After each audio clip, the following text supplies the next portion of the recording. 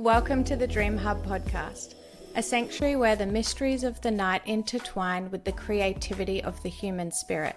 I'm Melissa Johnson, your guide through the transformative world of dreams. Today, I'm joined by the enchanting storyteller and Pushcart Prize nominee, Donna Glee Williams. With her profound connection to nature and narrative, Donna Glee brings us tales woven with the threads of the subconscious. Her latest eco-fable, The Night Field, is a testament to the powerful dialogues with dreams. Let's embark on a literary adventure into the forests of the mind and the meadows of imagination. Thanks for being on the podcast today, Donna Glee. Oh, thank you for having me. It's a delight to be with you, and especially, across the distances that we meet. It still seems miraculous to me. Yeah, it's amazing, isn't it? All over dreamers, all over the world uniting. I love it. Mm-hmm. So, Donna, since you're on the Dream Hub podcast, I'm curious to hear what first sparked your interest in dreams. I don't actually know the answer to that question. I remember attending to dreams in childhood. I remember seeking out dream training when I was a young woman in New Orleans, and the Sonoy dreamwork was fresh and new at that time. I remember looking for that there.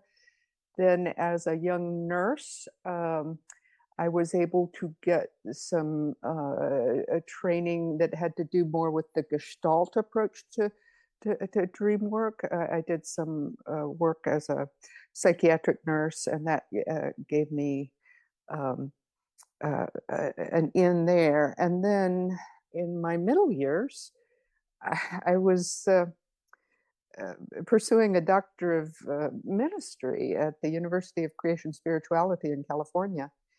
And that's where I met Jeremy Taylor. And that's when the voyage of projective dream work began, and when it began to be a really integral part of my creative process.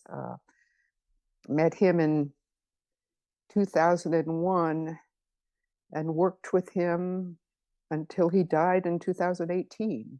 So that was, you can imagine, a pretty intensive experience. And when I first approached Jeremy, I had never written long form. I had written and published poems and short stories and little theater pieces and essays, but I'd never written a novel. And through the process of doing my own intensive dream work, I wrote and sold three novels. And they, interestingly enough, when I approached Jeremy at this intensive training in dream work that he was offering at my school, I told him that I have this chronic difficulty getting to water in dreams. And interestingly enough, all three of my novels end in some version of getting to water. So I think the work continues. Yeah, what a relief. Yeah. So it sounds like dreams have been with you through your whole life. I'm curious. Oh, I think so. What is projective dream work?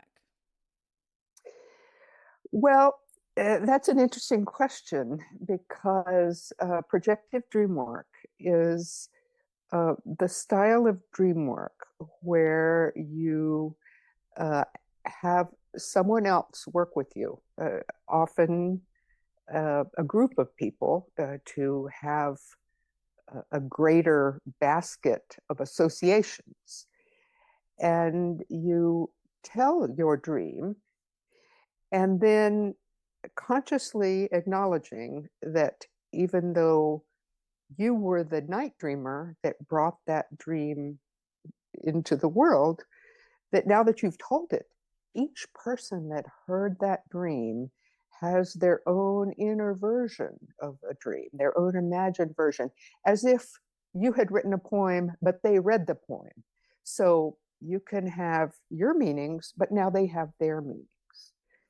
And in projective dream work, we respectfully tell each other, if that were my dream, it might be talking to me about X, or in my imagined version, it might be symbolizing Y. And the beauty of that is you have the rich network of associations that other people bring, and the touchstone is when you hear something that rings your bell, that gives you an aha sense, a gut sense of rightness, of, oh, good grief, how could I not have seen that? It's so obvious. Then they have brought you something that probably has to do with you. And if it doesn't bring you that sense of wonderful connection, then, you just let it go and let it be part of their meaning of the dream. Now, Jeremy Taylor actually believed that all dream work was projective dream work, that everyone that dares to say to someone else, oh, I think your dream is about X or Y, is in fact bringing their projections, consciously or unconsciously, and that it is better, safer, and more courteous for us to go ahead and acknowledge them. And so in the dream circles that I lead, I tend to use the structures of projective dream work that we each acknowledge that we are projecting, and slide in and out of also using Gestalt insights and techniques that are associated with Sonoy work and active imagination, and some guided imagery kinds of things. So it's kind of a fluid practice for my dreamers. I can see that there's a big difference, and it was probably a great thing you start with the Gestalt, I never pronounce it right, Gestalt way. And that's a lot of like, the dreamer knows you need to question them, and they should like check out what they think each object is, and it all comes from inside. But I like then as well the projective dream work, because it's like you said, we do all do that. We naturally be like, oh, I've had a dream like that, and we can give our own associations. So it's sort of blending the two together to get an introspective and what's the word? Sure, let's go ahead and say extrospective. I think that's a great word. Yeah, and you can patent it. I like it. Great, we'll go with that. Yeah, you get a whole round of all different perspectives, and you need that with dream work, don't you? Because it's not just, well, it's usually never just one thing that the dream's trying to tell anyway. Usually there's multiple things. Yeah. And that was one of the fundamentals that I learned from Jeremy Taylor, and he said it so many times in so many ways, that dreams are like good poetry. They have meaning on multiple levels, and so a dream can have to do with what you ate and the current political situation in your country, and your health and your situation at work. It can all be bundled in, and that's why it's such a gift to do dream work in groups, because meaning can pop up from anywhere, and you will know it when you hear it. He sounds like he was an amazing teacher. He was, and when he died, it was an utterly devastating thing for me, and I think for everyone that worked with him, because I think the level of intensity and intimacy that dreamwork folk have with the people that work with them is just, it's very hard to describe how strong that is. After he died, unexpectedly, I stopped the dream practice. I stopped recording dreams. I stopped doing the work. I just set it aside. And, I had most of my third novel, which I had worked with him for so long about, the Night Field. Most of it was completed, but to actually bring it to a close without the hand holding, of my great teacher was very difficult. And it was actually not a night dream, but a mushroom ceremony where I recovered that part of my life, because the manuscript was ready to go to my agent. And I was doing this mushroom ceremony, and I brought the manuscript and put it on the mesa. And that whole ceremony wound up being about acknowledging the loss of a great teacher, and what a important role he had had in my life. And sometimes in our society, I think we acknowledge the power of the death of a spouse or a parent or blood kin, but I'm not sure that we have containers to acknowledge the strong losses of our major teachers. So that served that way for me. And then the book that his fingerprints were so bright on went out into the world and was able to get sold. And there was a certain amount of wrestling with my agent over the Night Field. There always is that kind of thing, but it got out big. And also unlocking that locked room of dreams added another layer to my life, because he had, in our last years together, told me, you could go out and hang out your shingle and do what I do. This apprenticeship you've had with me over these years is much more extensive than, the certification programs we run. But I had never had the hunger to do that. It had always been about my own creative process.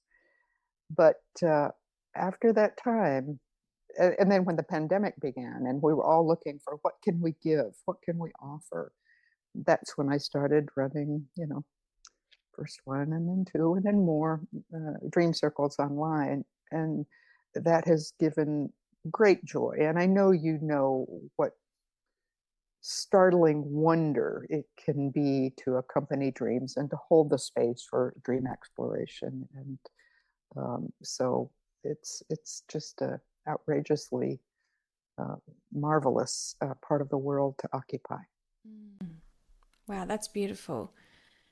I want to hear about your book, but first I just want to rewind a little bit and go back to the part where you said that a mushroom journey helped you to sort of reconnect with your dreams and help you with the loss of your teacher. Can you explain, did you have like a vision, or you just had a really strong dream come through? Like, what happened for you? If you don't mind sharing, you don't have to. Yeah, quite a lot happened, because, this is like an 8 or 10 hour experience. But I think I walked in not knowing that it was going to be about that. But I knew that the book was getting ready to go off to my agent. So I put it on the mesa, the altar. And then, as the process went on, it was all about memories and presences and acknowledgement of something that I had kind of just shoved away, like that hadn't happened, that it hadn't been important. And it had, and now I see even more, because it wasn't just about the writing. It was about the claiming of that whole aspect of reality in my life. And I know that's not terrifically detailed, but how can you describe, a mushroom ceremony in sweet detail? But it just unlocked it, and I found it again, and I found him again, and there's so many YouTubes of him teaching available, and to hear his voice again, and to recover the memories, and also it's almost as if my own role as a dream worker, not just a writer, but a person who creates safe containers for people, and specifically a lot for other creatives to explore their dreams for insights and creative sources. That door just fell open. That was like, okay, ready to go now. That's great. So yeah, it sort of sounded like that once he was gone, it was like because you were doing dreaming with him, then he was gone. It was like almost too painful for you to even look into dreaming at the time, or going there with what felt like alone, even though obviously you're not. But then the mushrooms helped you to see the whole situation from a different perspective and sort of put the hurt aside and then see the importance in all the other ways that you still have him in your life. Yeah. I think that's a good description. I don't know that I put the hurt aside as much as acknowledged it, but that can be a step towards putting it aside. But it was a lovely reclaiming of an important relationship. That's beautiful. So now I want to hear all about the book. So in the description of this podcast, I described it as an eco-fable. So for those who don't know, it's like an ecological fable or an environmental fable. And it's a type of a story or literary work that contains a moral lesson related to like the environment or nature or our relationship with Earth. And these stories can use like animals or fantastical elements or fictional scenarios to convey messages about the importance of preserving things like the natural world, highlighting consequences of things like environmental neglect, pollution, or unsustainable practices. So they do serve to educate and provoke thought, often aiming to inspire change or promote more sustainable behaviors to their audience. Donna Glee, could you share what the story behind your book is? Yes, that's a wonderful way to phrase it, because there is a story behind the book, and that's a waking world story about some people. The ones that I am most intimately familiar with and that I will talk about are in India. And this is a community of very, very poor farmers that had for generations been doing sort of ordinary food farming. But in the contemporary world, they needed to start earning cash. And in order to bring in money, they began to farm cotton. And cotton is absolutely devastating to the soil, and yet it is something that you can certainly earn money doing. And in order to successfully farm cotton, they began to use pesticides and chemical additives to the soil. And in the early days, that was very effective. And yet, the same thing that happens in many places, happened to them, and that was that their insects developed resistance to the pesticides. So very quickly, they had to use more pesticides and more types of pesticides and more, and became entrapped in a vicious cycle of pesticide use that destroyed them economically, because eventually their crops cost more to bring in than they could earn by selling them, and destroyed their health because they were spraying massively without appropriate protective gear, and including women, children, and pregnant mothers. So horrible things were going on, and because of the economic devastation that it was causing, they were also having to put their children out for indentured labor, and yet something happened where one man, supported by one incredibly heroic guy by the name of Vinu Madhav, Karnadi Vinu Madhav, one man tried to bring in a harvest without using pesticides and proved it could be done. And then a couple, and then the whole village. And eventually that village got free from pesticide use. And eventually they, like alcoholics sponsoring each other, began to help other villages get free from pesticide use, until it became a regional movement in that part of India. And I was part of trying to bring attention to this story back in 2008. My mentor, Gerald Martin, who is the founder of the Eco Tipping Points theory and project, and also the author of the book Human Ecology, he and I wrote an academic article about what had happened there, because it was incredibly important. You know, the way that they were able to reverse a vicious cycle needs to be understood, because we have vicious cycles happening everywhere, and we need not to think that they are all separate. We have to start thinking systematically about what do these things share and how can we tackle them. So he and I wrote an academic article for a journal called The Ecologist, but the story kept working in me.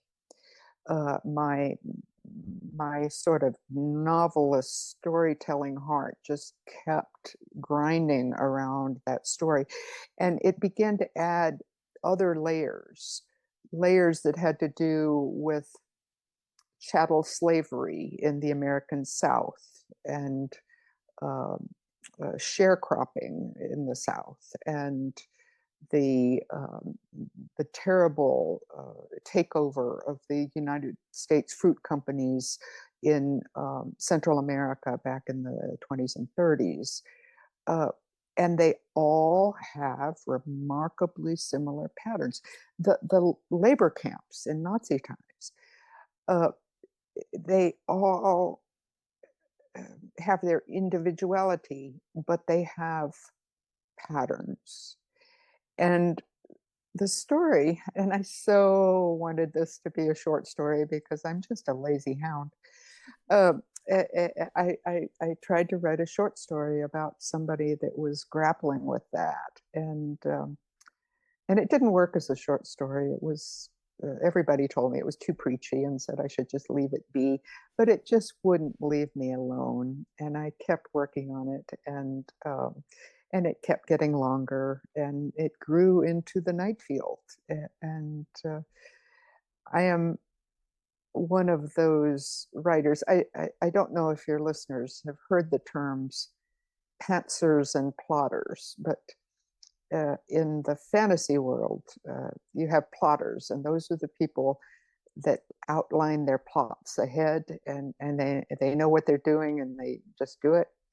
And the pantsers are the ones that fly by the seat of their pants. And I am extremely that. And so once I get started on a story, I have to find out how it's going to end, because I don't know. So I just kept pushing on, and I was very fortunate. It's not always that a writer gets tapped by a story that is important, not just to their heart, but to the world. And this story of the human cost of pesticide use, of industrial farming, is something that I am willing to put a lot of energy to try to help people understand what I was able to understand by going and meeting people and seeing their stories, their lives. And of course, I could never tell their stories. I'm not that kind of writer. It would take living their stories or doing extraordinary amount of research. But I am a fantasy writer, and I can put those elements together and offer them to the world in a way that I hope people can see them afresh. I can see why you got so passionate and were able to just keep going and finish it, because it's like when you feel like you're doing something that could be saving lives on a huge scale, it's like I wouldn't be able to sleep. I would have to finish it as well and be like, let's get this out to people, like there comes the drive. Yeah, that's great. Yeah. So could you share with us how dreamwork influenced this narrative? Yes. I would say that the first part is the long arc, the part where I was not able to write any long forms until I did start working with Jeremy. But the sessions that I had with Jeremy would often involve sharing dreams and sharing text from the book, and just exploding them and exploring them, to see what was going on there. And I guess one of the fundamental gifts he gave me as I was just fumbling with some scenes had to do with the realization that my book was capturing a moment in human history where we were shifting from the kinds of people who simply received the gifts of the earth as we would the gifts of a mother, that we simply took what was given, shifting from that state to the point of active agriculture in a way that must have seemed very much like a kind of rape to early people, where you were digging violently into the mother and forcing the mother to bear, that would be a moment of human trauma, cultural trauma, that I had not put consciously into my mind. And that's probably good, because when you're writing a book, you need to just ride the story and take it. But when he gave me that reflection based on texts and dreams, it helped me see the shape of my book and why the book is basically a vision of two worlds, one before and one after the invention of industrial agriculture. The other thing, though, when I work with my own dreams, I become a little bit fluid about my moving in and out of dreamy states, dreamlike states.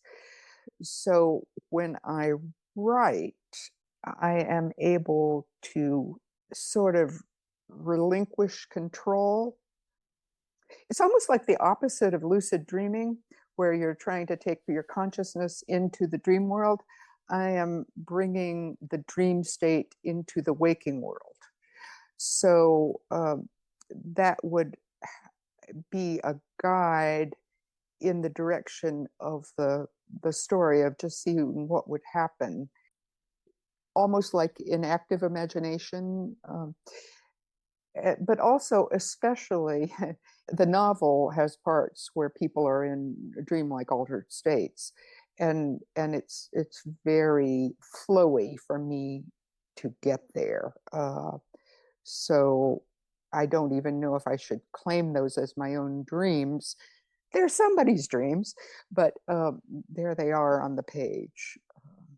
And another part of dream work, if you're doing Gestalt dream work in your own journal, is what I call head hopping, where you are speaking from first one entity and then another entity and then another entity. That is incredibly fruitful for a writer, because if you read my book, you will see that it comes from different entities. This person speaks, that person, that tree speaks. So the Gestalt dreamwork journaling limbers you up to be able to get story from different entities. That's so creative. That's really cool. I love how you said it's like the opposite of lucid dreaming, because, like in lucid dreaming, you're trying to become aware and be conscious and be really like focused, and you're trying to do the opposite and get like dreamy and put the conscious mind sort of to the side or to the back seat and let it flow from the subconscious, right? Yeah, and I've never actually articulated that way before. So kudos to the question. Oh, thanks. Yeah, that's really interesting. I love that. So you talk about the dream circles a fair bit that you do, and these obviously inspire creativity. I'm curious, what has been the most surprising outcome of these gatherings? Well, I'm so glad you asked, because one of the things that happens in these gatherings is often usually at the end of working on someone's dreams, we will go to the Sonoy moment of saying, okay, if you're a member of a tribe of people that want to respect a dream, just hypothetically, what would you make or find or enact to honor this dream? And some of my people, they work in art forms that take a long time to develop. So that's why I say hypothetically. You're like, okay, maybe you will not weave the entire rug, but what would you sketch, or what poem would you write, or something like that? And so one of the things that happens for all of us is sometimes we are touched by what has happened in the dream circle. And for years now, if I've been touched in a poetry way, I've sometimes written a poem and just given it to the person, just as a gift, but never big deal like submit or all that. But one of my colleagues, and I have his permission to share this, because well, we had to discuss it. Anyway, he brought a dream that was so powerful for me that I remember while we were doing it, I said, Jay, you could write a novel based on this dream. And at the end, I said, now, Jay, I really do think this dream could become a story. And if you're not going to write it, I am. And he said, go for it. And so I wrote the story Reflections based on someone else's dream. And it was good. I mean, this was not just a little casual giveaway kind of thing. I recognized that this had captured me so deeply that it was a powerful and interesting story. But then I had this story based on another dreamer's dream. Well, what do you do then? I really had not ever dealt with the ethics of that. We have said in my dream group, sometimes people dream for each other. Okay, that's cool. We have said that you have your own version of the dream once you hear it. But this was bringing it down to the mat. I was going to submit this for publication, and it was like, okay, what do I do?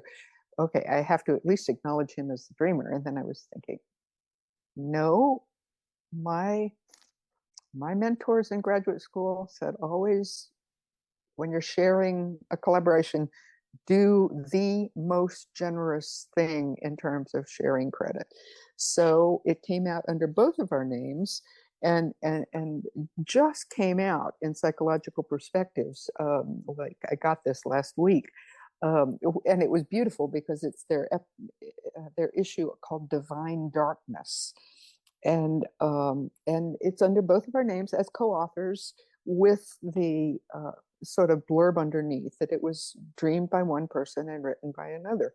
And it was totally startling in way, dreamwork is often startling because the moments of insight or the moments of synchronicity will just knock you sockless. But the idea of finding a story that is clearly, my story, otherwise I would not have had the juice and the detailing to bring that to life. But finding it in someone else's inspiration was just staggering. And I think we're going to try to pull something together, maybe not for this IASD, but maybe for another meeting where we will maybe walk people towards the raw material of what it looked like in his journal and what it became to show how that layering. And since then, never that strongly, but I quite recently had the thing where just the layout in one of his dreams, the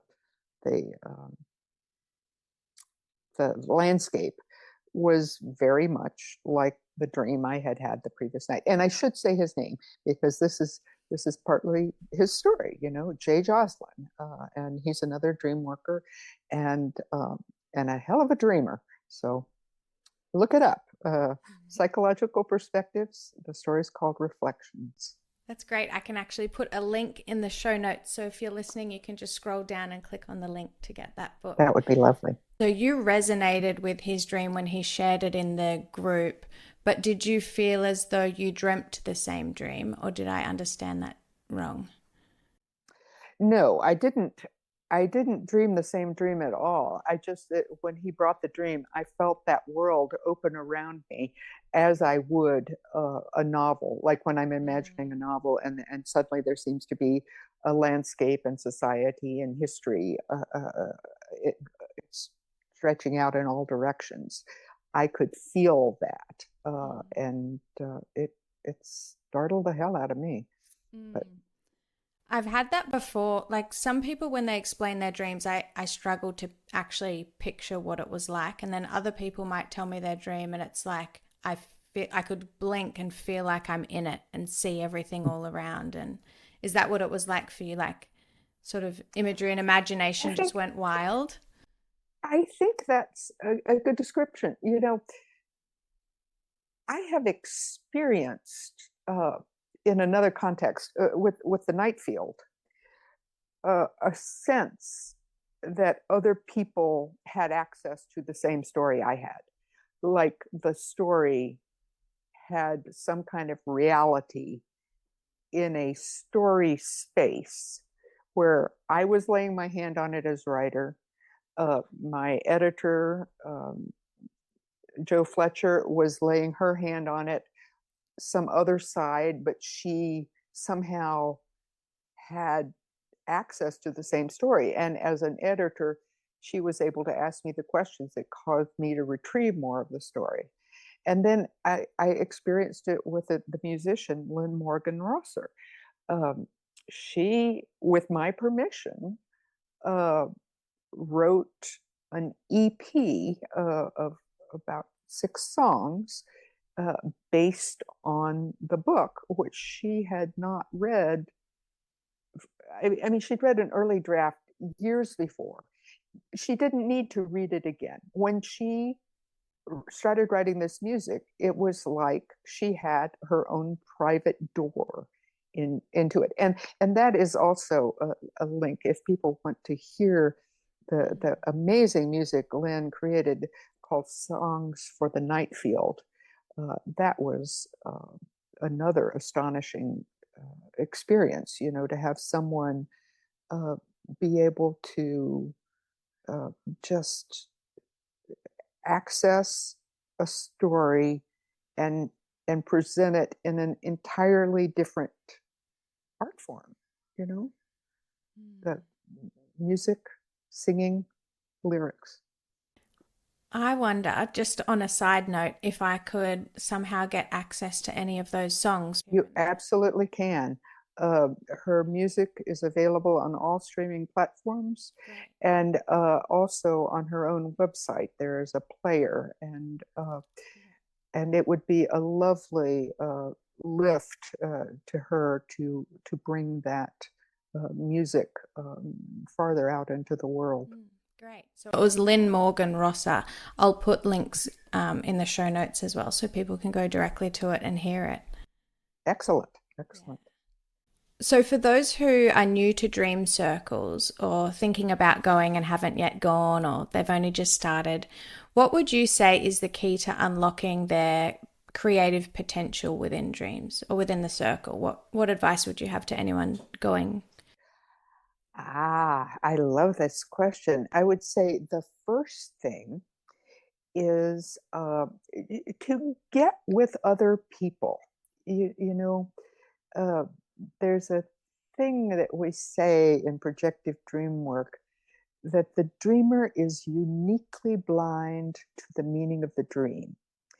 Like, if you know what your dreams mean, you wouldn't need to dream them. There would just be an awareness. But if you get with someone else and put your dreams out, and then they say, "Oh, it might be about this," and you go, "Oh, of course. Why didn't I think of that?"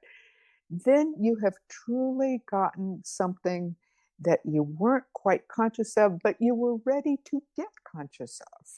So I really have uh, lamented for some of my creative friends that uh, say they do dream work and they just do it privately. They just do it in their own mind. I do think that getting into a dream circle or getting with at least one other friend or partner or therapist is a lovely gift that you can give yourself.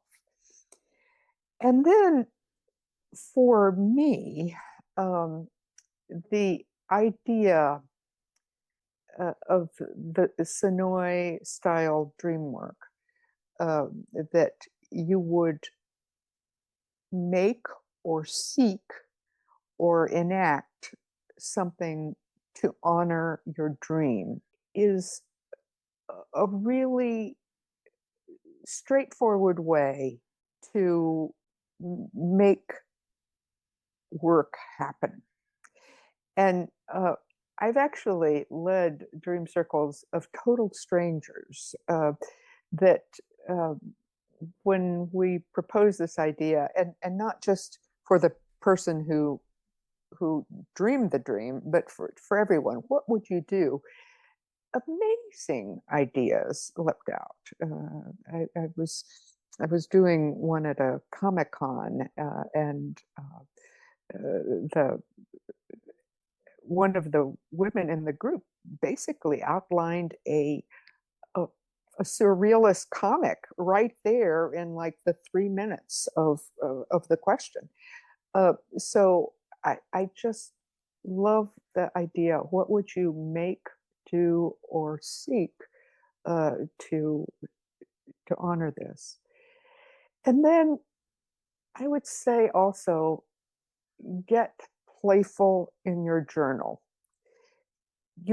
If you're doing dream work, you're almost certainly doing dream journaling. I have a hard time picturing dream work without dream journaling. And of course, one way of doing things is you simply record the dream in as much detail as you possibly can. Okay, that's a great basic place to start. But there's fancy stuff that you can do. And one is to move the dream recording as much towards automatic writing as you can. And what that means to me is to write fast without thinking, and without correcting, and without self-editing. You just rush ahead. Now, that invites the subconscious to come to the page, but it also improves your own muscles for writing from your deeper places in other contexts as well. So one idea is move the recording towards automatic writing. And the most useful person I've ever read on this is Natalie Goldberg's Writing Down the Bones. She has a set of simple rules for writing practice, that basically write fast, don't correct, don't think, all of that. And then the other way that you can get playful is either think of it as Gestalt head hopping or Jungian active imagination, where you've got the basics of the dream. Now let's let the different elements speak. Okay, now that elements have spoken, let's see if they'll get into dialogue. What will happen if we put them in a room together? And if you don't generate something weird and interesting from these practices, I will be very surprised. These are juicy, playful practices. And then, one of Natalie Goldberg's rules is always go towards the feeling, go towards the emotion. In our waking a world, walking around, we're often about pushing down the emotion because we want to continue to function. But in the privacy of our journal, just put your head down and go straight towards it, and wherever that emotion is, that's where the power will be. That's where the juice will be. And the Sonoy phrase that I learned was fear is the arrow of power. You move towards the feared, you find the power. But then the next step, like all that automatic writing practice, is where you get the material you're going to carve. And then after you've got some pages, that's when you're free to admit the other parts of you to the room, the editor part, the analytical part, the part that knows what you want to do, or recognizes power in writing. And a basic thing and this is something my dream work groups can do for each other, is identify the phrases that have the power. There might be a word or a phrase or a single small thing. That's where the juice is. And that's where art lies, whether you're a painter or a writer, or some of my people are weavers and dyers, that's where the interesting thing will be, the gold. Wow. I love all of that advice. There's like the little one-liners. Is that what you're talking about? Sometimes a dream character might have said something to you, or it might be like, and in that moment I thought blah, blah, blah. And it might just be like a little snippet here or there. And it's like, little tiny snippets, but you can feel them. If you speak them to a group, you can feel the punch, or the group, if you don't feel it, the group can flag it and say, that's where I felt oomph. That's where there's juice or fire, and those phrases with fire are the bones of what you can make. Dreams have the basic elements of good art already baked in. They have associative richness, they have powerful emotion, they have sensory vividness, they have everything you need to make good art. And if you approach them with humble gratitude, you can't miss. are you going to the IASD conference this year? I am. I will be there. I'm going to be sharing the story of my wrestling with the dear old hero's journey as I wrote The Night Field. And I will also be leading a morning dream group for creatives that would like to do it. And we will have a very short time. We just have an hour, but I would love to, meet any creatives that want to play in this playground with us. That's going to be amazing. And guess what? I'm coming. Oh, excellent. So we will meet in 4 dimensions. Excellent. Yes. Excellent. Good. Yeah, we'll have to catch up over there. I'm going to do a few interviews with the presenters. So maybe if you'd be willing, I could pop you on my list. I would love that. I would be thrilled. Excellent. That's going to be so exciting. Before we go, could we touch on the topic of the hero's journey and hear a little bit of a preview or anything to share about the topic? Yes. And I have to say, I'm tempted to give you the whole spiel, but I realize that if you're going to be at IASD, I should save something back. But so here's the deal. I am a fantasy writer. I can spot a hero's journey a mile away. And when I launched on writing The Night Field, I was pretty sure I knew what was going to happen. I was pretty sure that my young hero was going to hear the call to adventure, was going to refuse the call, was eventually going to go. Good things, bad things would happen, good things would come back, and it would be fine. And I wrestled and wrestled and wrestled with that story. And it would not work. I could not bring my main character back home with the boon that the hero always brings back.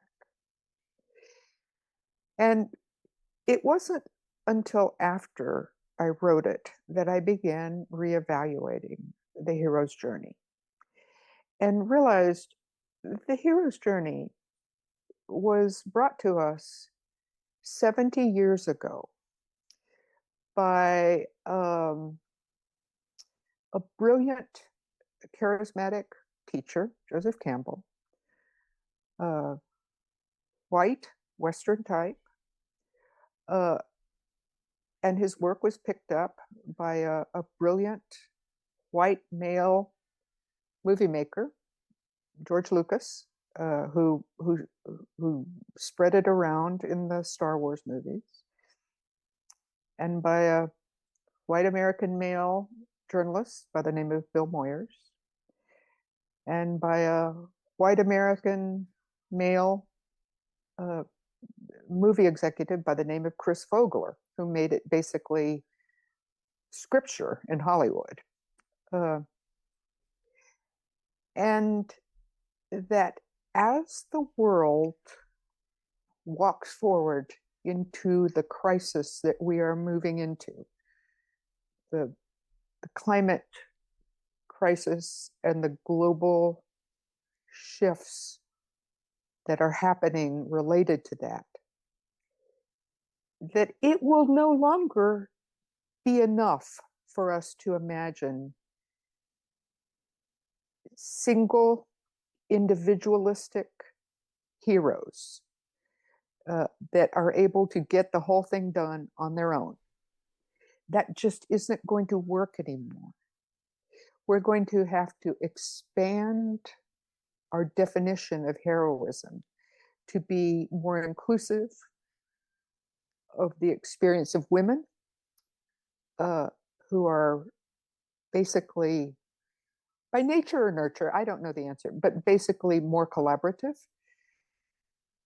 And that was the solution to my writing the book, was a brilliant American female science fiction writer by the name of Kid Johnson read an early draft of the book and told me, oh, this story is too big to be carried by one hero. You're going to need more than one hero. So my book, The Night Field, has braided 3 heroic lives together, one very focused and 2 kind of implied.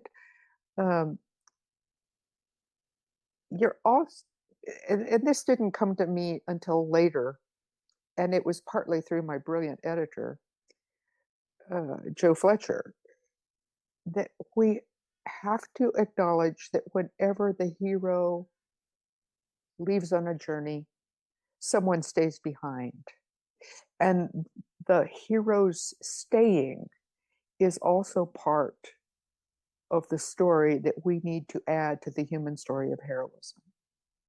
The people that have stayed historically have often been wives or mothers. So of course that didn't get looked at. But around the globe today, there are whole swaths of people where heroism is defined by staying on the same plot of land and raising a handful of children to successfully to reproductive age. That's heroism. It isn't about going over there and getting their stuff. And I guess the last thing I'd like to say about the hero's journey is that it is the story that also illuminated imperialism, land theft, people theft, goods theft. The idea that the hero goes over there and gets the good stuff and brings it back here. The hero's journey hasn't always moved in the direction of justice, so it needs questioning. It needs to not be assumed to be the path that the heroes of our tomorrow are going to need to take. And I think we're beginning to see this in fantasy and science fiction. We see, leagues and teams of superheroes are showing up now. And what our popular media offer as heroism is not irrelevant. People have to hear the stories of heroism before they can live into them. So I want to inspire my creative colleagues to explore a broader vision of heroism in their storytelling so that we can have a broader vision of heroes in the waking world. That's really badass. Thank you. I love it. That's what we Oh, aspire to. I love it. I wonder what your have you ever figured out what your human design is? Have you had one of those things done before? It No, works tell out me what my. like, I don't know what it is, you'll have to figure it out, but you put in like where you were born and what time you were born and all these details, and it tells you what personality type you are. And Ah, so I'm what's called a projector, so sort of like a projector screen, I suppose. I see things and then I can explain them to people in a different way. So usually everyone in my house sees things one way and I view it a different way and then explain it to them. Do you know what I mean? And my husband's called a generator. So his is the one that, like, he gets stuff done. So if I think of something crazy, then I go to him and he gets it done. But we've all got these different personalities. I think there's like 5 or 6 different types. And just by listening to you and the way that you view things and see things differently to then create like mass change in the world, I'm just wondering if you're a projector as well, because you're seeing things in a different light to way other people are. mhm. Something, and then being able to change it right down to the core to create huge change. It's just it, interesting the way that your mind works. it would make me very happy. That I love it that that's what you are as a podcaster, because I think that would be just a fabulous description of what you do. And I certainly, that's what I want to do. I want to do the big work. And You definitely are. Like, if you think of how many people you could be impacting through the stories in your books and all the research that you've done and the word that you're spreading, not only like environmentally, but for younger generations and our health and everything like that. And then you're also going in and looking at the hero's journey and the way that we treat ourselves and the way that we go through the world and our belief system about who we should be and the impact we should be making. And you've come through in these two huge different areas, but just sort of are highlighting the reality that it should be, and not like going along blindly hiding these few things here that are going to greatly impact us into the future. You're like, yeah, hang on a minute, like you've all just brushed over these things, like everything's fine, but if you just highlight these little things, like the rest of the world will be able to actually flourish instead of, like you said, like damaging itself. And especially with women and the way that we view ourselves and what we're expected to do versus what we want to do and how that makes us feel, like we do need a lot of lifting up and people seeing everything that we do and looking at what our needs are and how that is different to what we're actually getting or viewed to be doing at the moment. So yeah. well done, bravo. The world needs more Donna Glees. Well, if I was choosing my T-shirt phrase from what you said, it would be "Hang on a minute." You know, that would be something I would love to represent. That's so cool. You do. You're doing an amazing job. In what ways do you see dreamwork evolving in the literary world?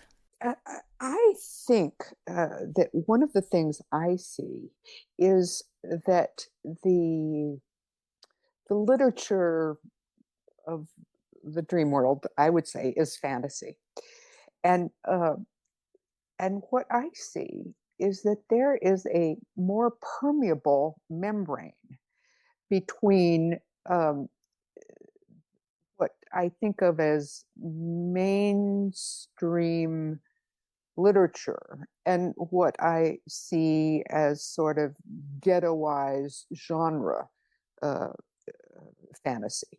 So that a good deal of what is now being sold without the tag of fantasy on the cover, you know, is now admitting the dream world.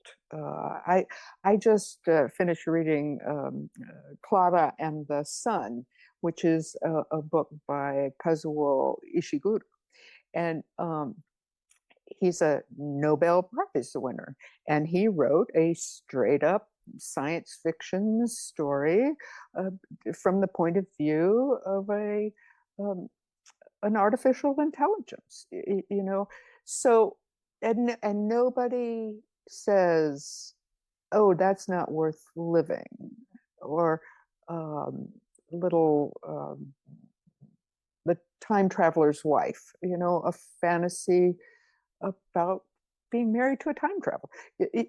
These things are adding on uh, to the richness of possibility of, of just everyone now, not just those of us that are in our nerdy little um, ghettos.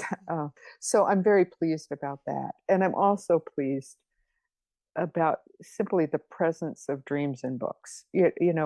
When I went through in the area of fantasy and science fiction, there are some basic what they call boot camps where you go and have an intensive training in that in the profession, how to make it work for you.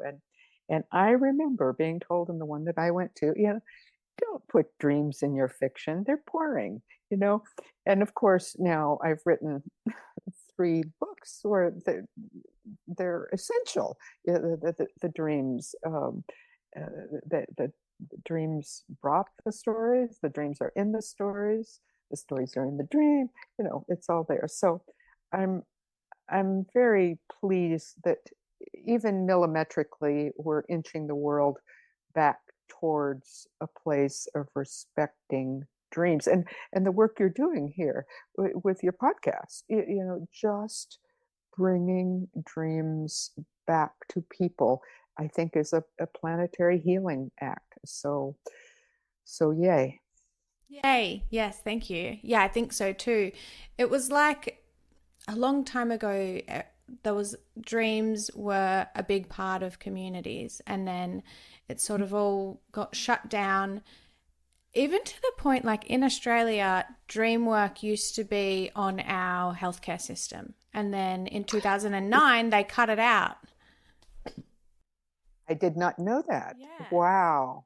I'm like, Wow. it's suspect, it's a bit dodgy, and I am just, it just makes me want to speak louder because I know Good. how healing it is for everybody. And so, yeah, there is a big divide of people that say dreams don't mean anything and it's all crazy talk and whatever. But until you've experienced it, which it doesn't take long to sort of realize the power in them, then we can just share it to everybody. And I honestly believe if we all paid attention to our dreams, the world would be able to heal itself. Like just even through my own dreams, like you said, in taking action from the dream. That's probably one of my favorite parts about dream work. And I've got a to-do list, from like a dreams to-do list of all the things that my dreams have reminded me or inspired me to do. And I'm ticking through Beautiful. them like day out. It's long. So much stuff comes through. But it's very inspiring and healing, and it gives me something positive to focus on. So it's definitely changed my world. I'm glad that you're flying the flag with me, but like, do you know what I mean? You're Sure. getting I'll the fly a flag message with you. out there. Yeah, you're getting the message out there about dreaming, but also about just being aware of the things that we can do to impact changes into the future for the whole world. And that's really, really inspiring. Good. Is there anything today that you wanted to speak about that I haven't asked you about? Well, I will say that my beautiful The Night Field is coming out in paperback this very month, I believe. So that's no April, and that's very exciting. I would definitely love to see dreamers uh, at the International Association for the Study of Dreams, and I hope that we've talked a lot about me, but if I get to see you there, maybe we can hear your dream story. That would make me very happy. And what else? I guess I guess we have covered a lot. So I would leave it that if people do want to support the environmental message of the night field, that this paperback that is coming out this spring will have a list of questions for discussion by Dr. Gerald Martin, who is the fundamental thinker behind eco-tipping points theory. And it would be a valuable tool for book groups or classrooms that want to study the book not just as literature, but as an exploration of how successful eco-tipping points happen. There's patterns to that. And if people want to support that message getting out, then a kindness you can do is ask your local library to buy the book.